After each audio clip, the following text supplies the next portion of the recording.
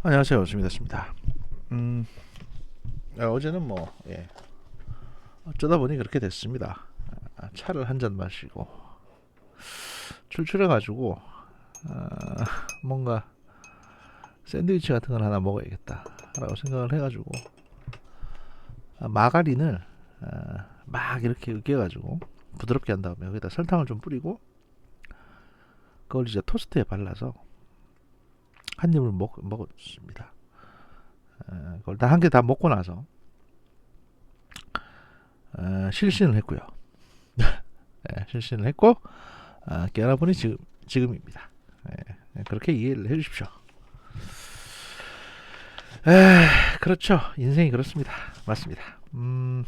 인생이 그렇고요. 제가 간단하게 정치 관련 뉴스들 몇 개 하고 그 해외 뉴스 두 개 정도 소개를 하도록 하겠습니다. 대신 오늘은 꼭 두 개를 올리겠습니다. 제가 지금 녹음하는 시간이 3월 25일 오후 2시거든요.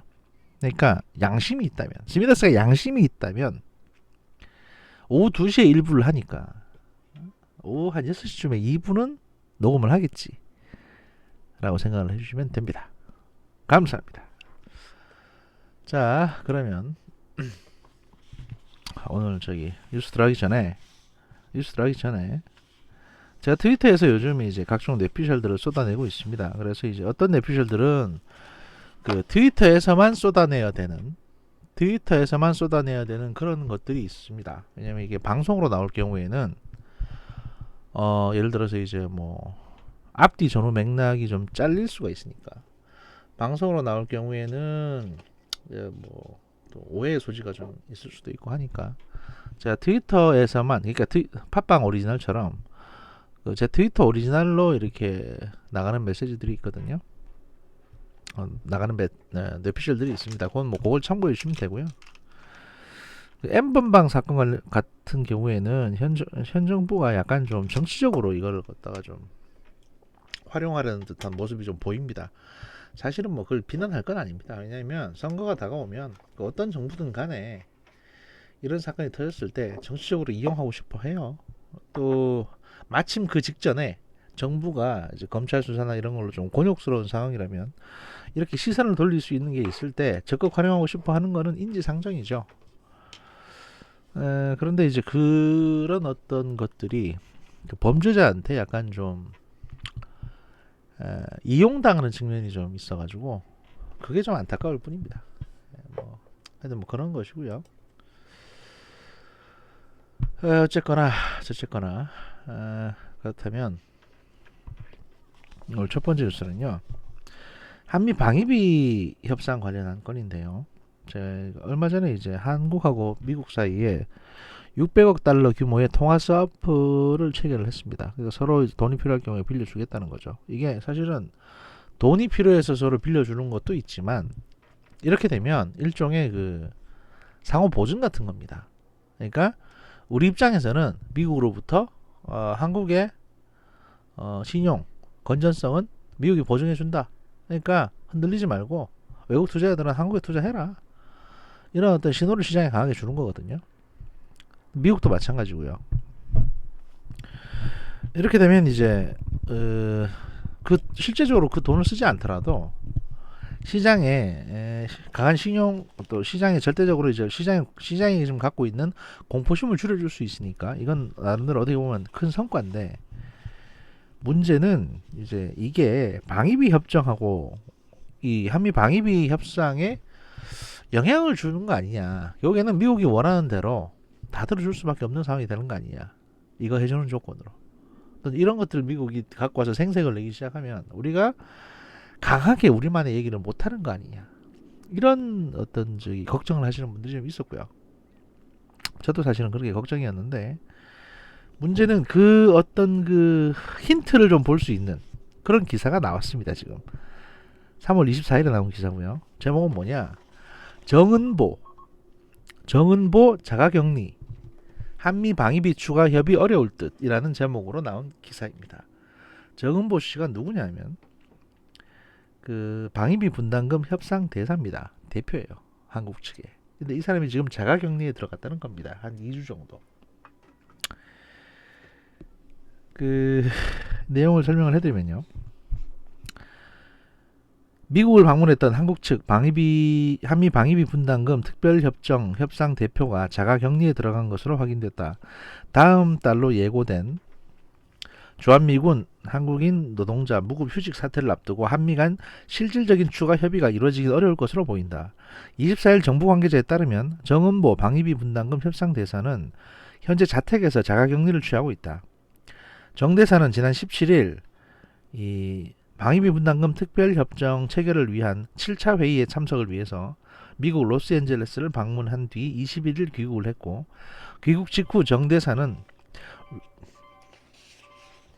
외교부로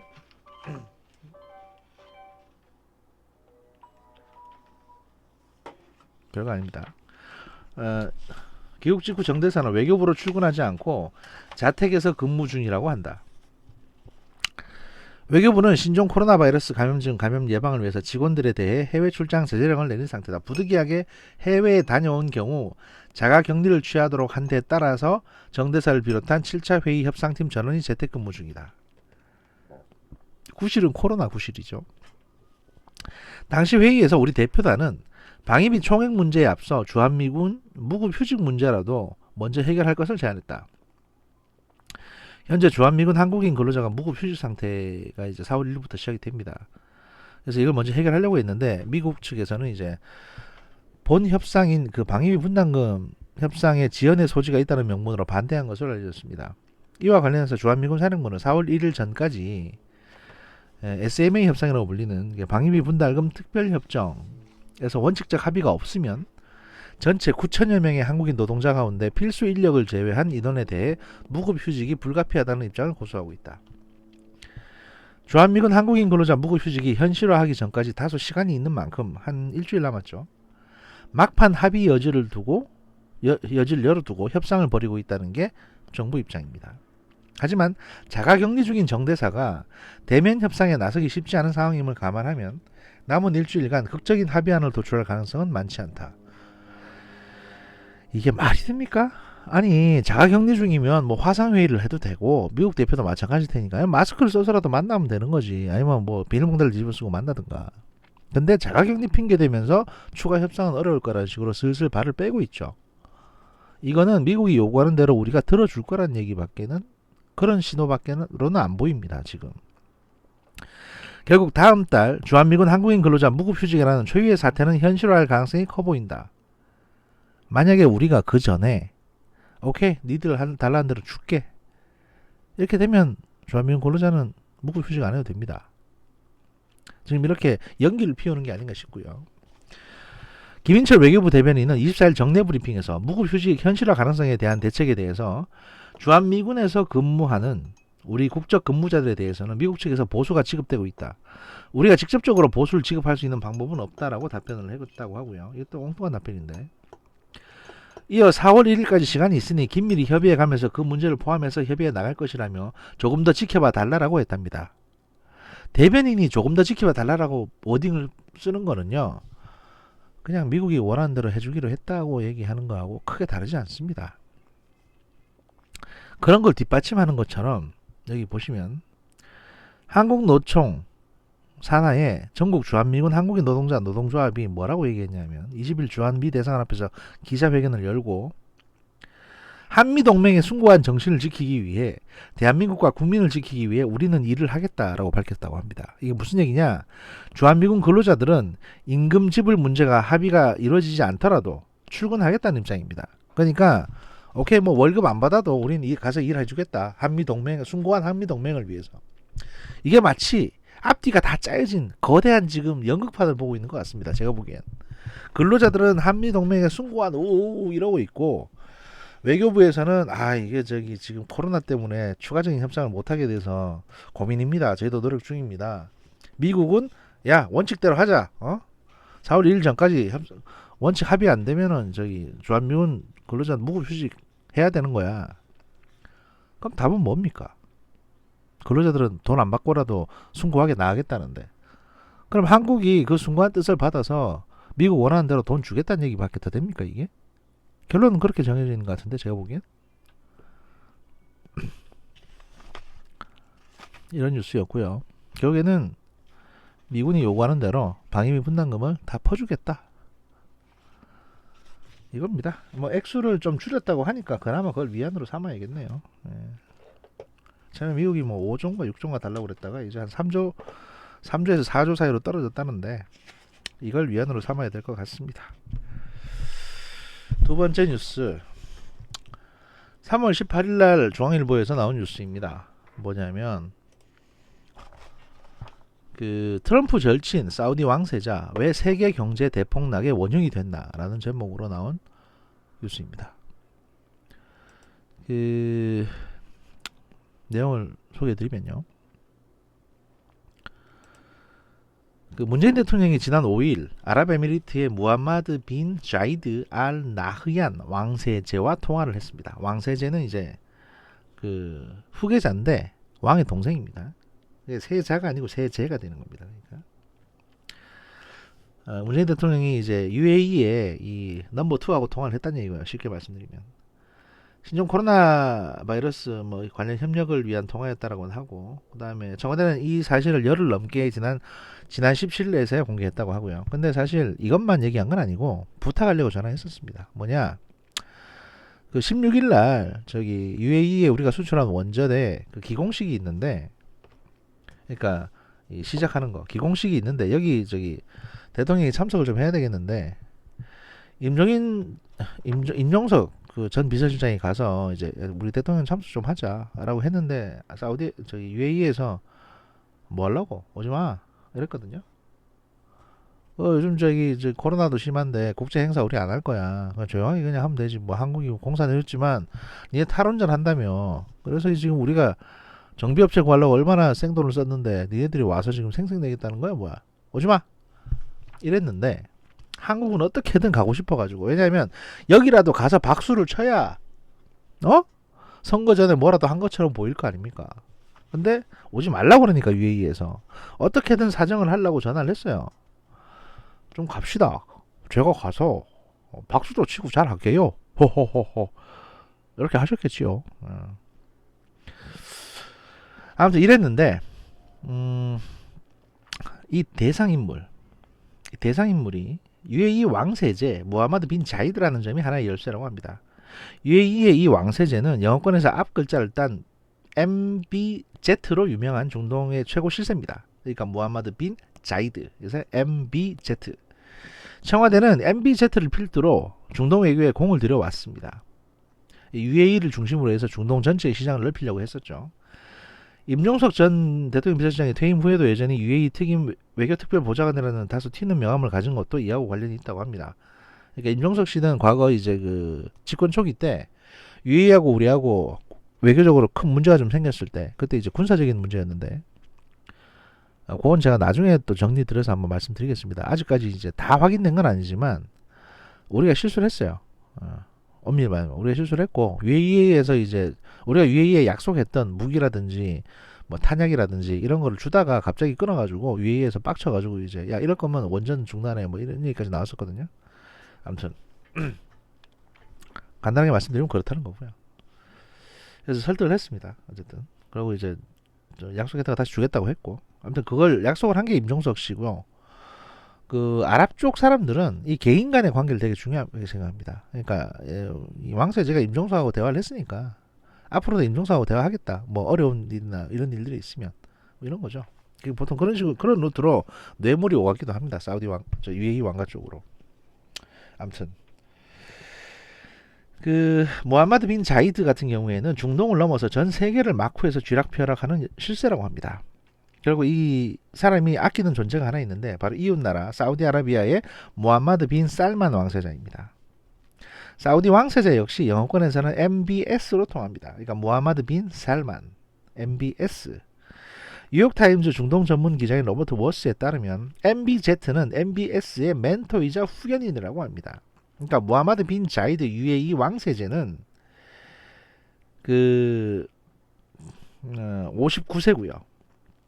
무함마드 빈 살만 사우디 왕세자는 35세입니다. 그러니까 나이적으로도 이제 형님 뻘이 되는 거고 거의 아버지 뻘이지 뭐.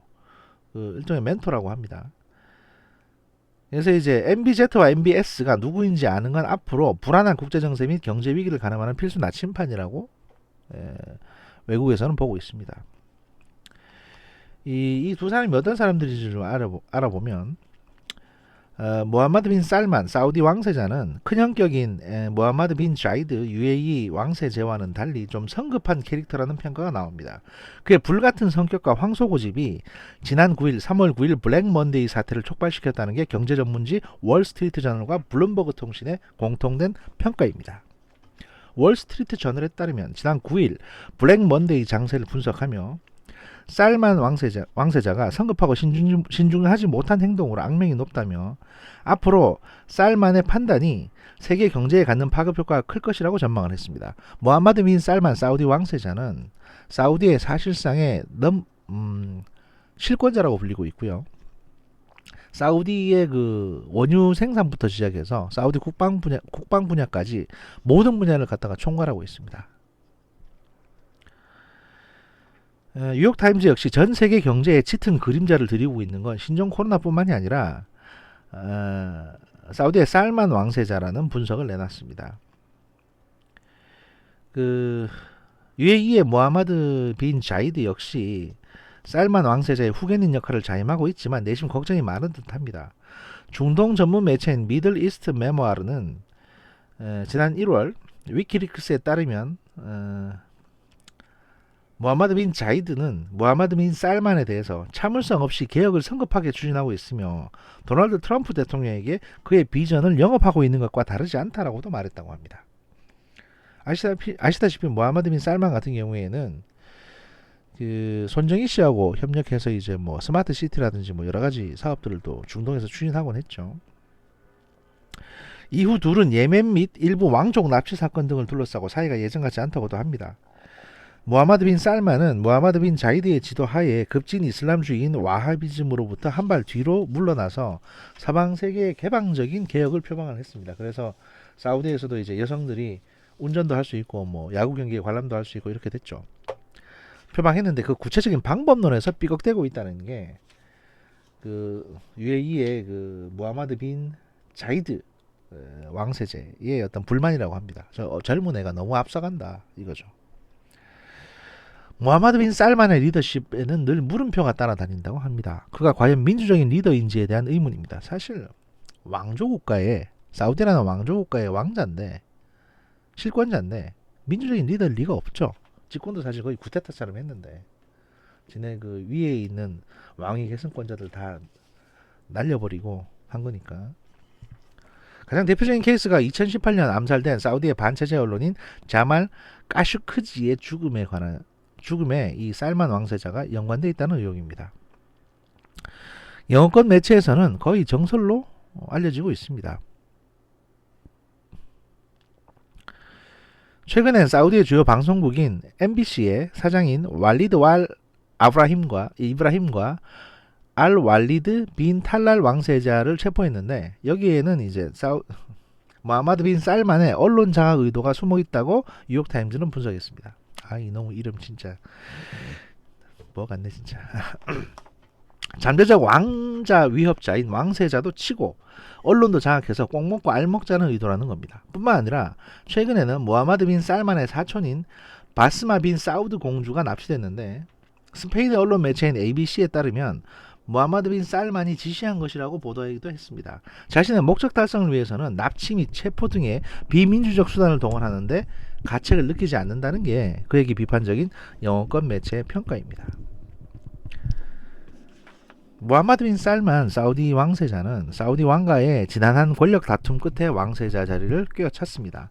아버지인 살만 국왕이 총리를 맡고 있는 사우디에서 후계서열 1위는 부총리를 맡는데 그 살만 왕세자는 이 자리를 2017년 공식적으로 맡았습니다. 2015년부터는 국방부 장관을 역임하며 이미 실세 자리를 다져놓은 뒤 예비 대관식을 치렀다고도 합니다. 국방부 장관이 사실은 굉장히 실세거든요. 왜냐하면 사우디 같은 경우에 해외에서 무기를 보통 도입하는데 그 평균적인 해외 무기 가격에 한 4배 정도를 주고 삽니다. 4배. 심할 경우에 4배. 일반적인 경우에는 2배 주고 삽니다. 그러니까 우리나라에서 만약에 자주대공포 BO를 사우디에 팔았다고 하면 예를 들어 20대를 뭐 정확한 가격이 아니니까 제가 그냥 임의로 얘기하겠습니다. 예를 들어 20대를 10억 달러 받고 팔았다. 원래 가격이 20대에 10억 달러라고 하면 사우디에서는 그걸 20대를 20억 달러를 주고 사옵니다. 그럼 나머지 10억 달러, 그러면 그 차액 10억은 뭐냐? 살만 왕세자 주머니로 다시 넣어주는 리베이트예요.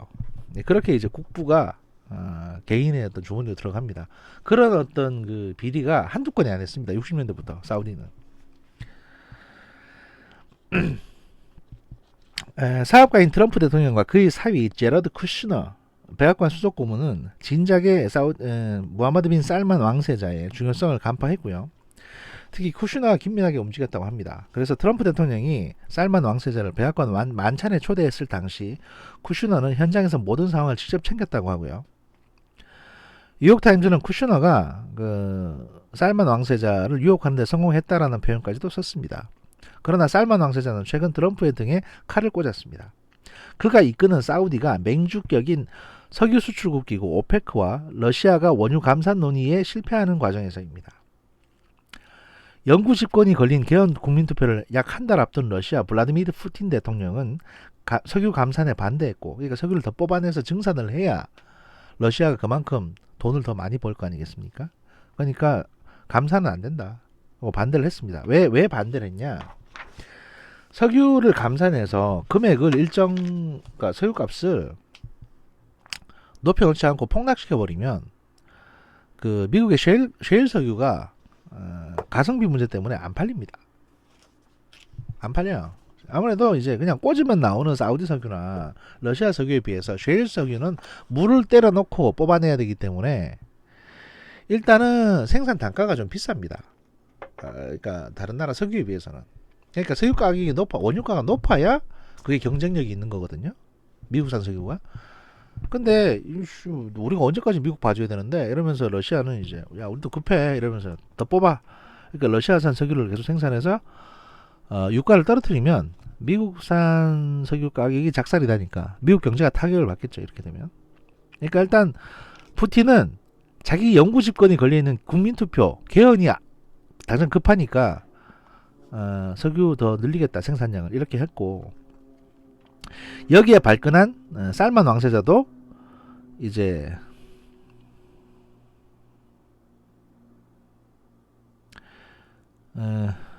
뭐야 이거 여기에 발끈한 살만 왕세자도 이제 증산을 해버렸습니다. 원유 가치에 이어 미국 주가는 폭락했고요. 트럼프 대통령이 악몽처럼 생각하는 주가 폭락의 시동을 건 게 바로 살만 왕세자였다는 겁니다.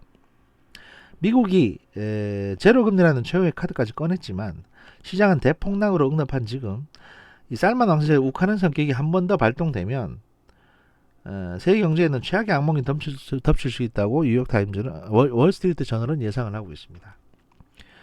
푸틴은 원유 감산 반대로 주가 폭락을 일으킴으로써 트럼프 대통령의 친구가 아님을 이미 인정했다. 그리고 앞으로 무하마드 빈 살만이 어떻게 움직일지가 관건이다 라고 이제 예상을 하고 있습니다. 그러니까 원유를 증산해가지고 러시아도 죽이고, 그 다음에 미국은 모르겠고 우리부터 살아야겠다 이런 식으로 나오는 거죠.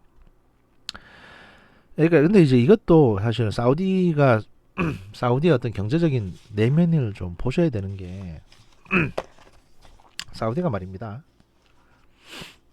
석유에만 기댈 수 없는 상황입니다 지금.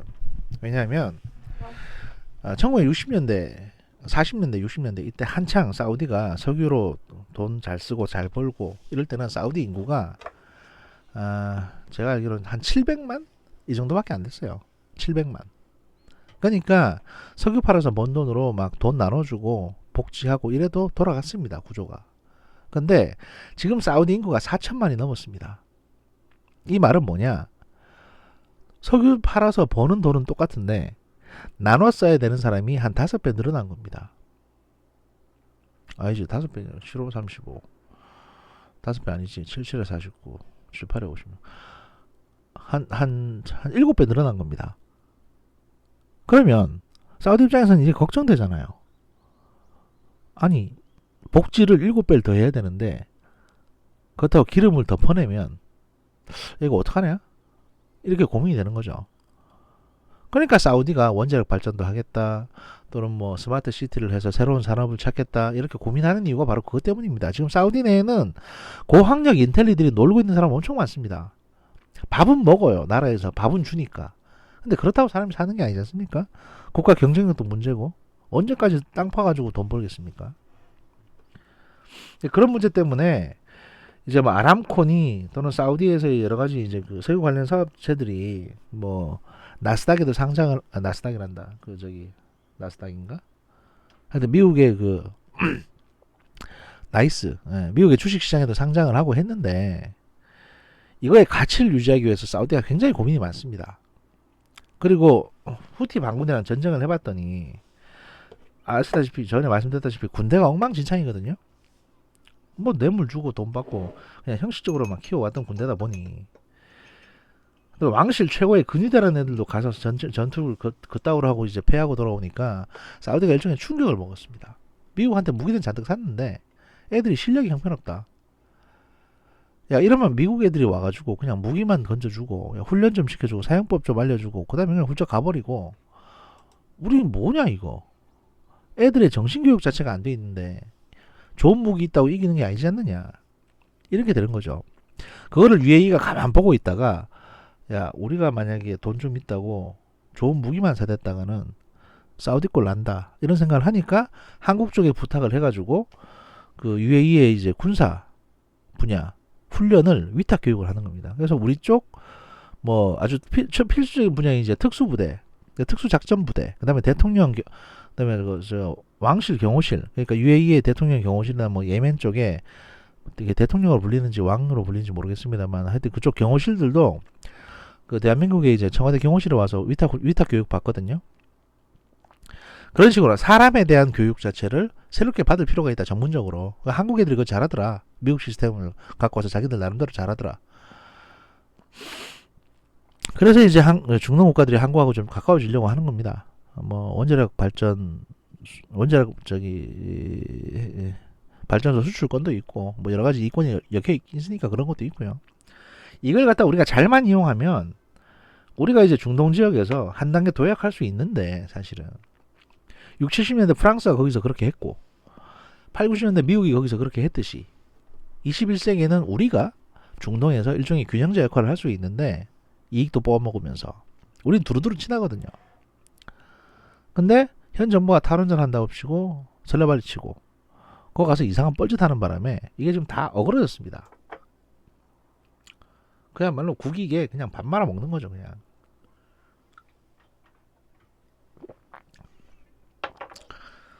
사막 가가지고 뭐 여기서 태양광 발전 잘 되겠네요 호호호 이런 농담이라 하고 앉았고 말하자면 진짜 할 말은 많은데 아무튼 그렇습니다. 예. 좀 국제 상황이 이렇게 안 좋다. 그럼에도 불구하고 유가는 어느 정도 정리가 되면 다시 올라갈 겁니다. 그리고 이제 거기에 따라서 자연스럽게 주가도 올라갈 거고요.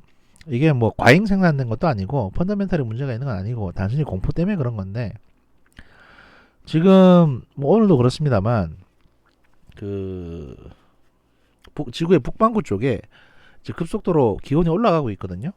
그렇게 되면 코로나는 좀 잠잠해질 겁니다. 그렇게 되면 다시 이제 원상태로 일상으로 돌아오게 될 거고요. 뭐 주식 하시는 분들도 돈을 많이 버실 겁니다. 그러니까 걱정하지 마시고 생업에 종사하시고 건강하게 하루 보내시고 그렇게 하십시오. 1분 여기서 마치고요. 잠시 뒤 2부에서 꼭 뵙겠습니다. 감사합니다.